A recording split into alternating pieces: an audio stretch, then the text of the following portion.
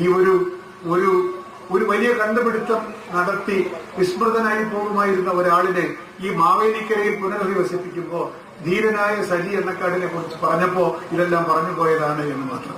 അദ്ദേഹം നമ്മളൊന്നും പൈസ കൊടുത്താൽ വാങ്ങിക്കില്ല എന്ന് പറഞ്ഞത് നിങ്ങൾ മുഖവിലേക്ക് എടുക്കരുത്.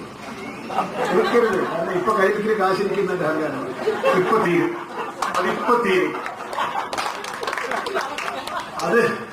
അത് ബേസ്മെന്റ് കെട്ടുമ്പോൾ തീരും. അതുകൊണ്ട് സജി ഒന്നും ഭയക്കണ്ട. ഉദാരമതികളായ ആളുകളുണ്ടെങ്കിൽ രസീത് കൊടുത്തോളുക, വാങ്ങിച്ചോളുക, ഭംഗിയായിട്ട് കെട്ടിക്കൊള്ളുക. എന്റെ അടുത്ത് ചോദിച്ചാൽ ഞാനും തരും. എന്നാലാവുന്നു യഥാശക്തി ഞാനും തരും. കാരണം ഇത് ഈ സമൂഹത്തിന്റെ, ഈ പ്രദേശത്തിന്റെ അന്തസ്സാണിത്. ഈ പ്രദേശത്തിന്റെ ഒരു വിളംബരമാണിത്. നിങ്ങൾക്ക് വേണ്ടെങ്കിൽ ഞങ്ങൾക്ക് വേണം, നിങ്ങൾ മറന്നെങ്കിൽ ഞങ്ങൾ ഓർമ്മിക്കും എന്ന് പറയുന്നത് ഒരു സമൂഹത്തിന്റെ സാംസ്കാരികമായിട്ടുള്ള വിളംബരമാണ്.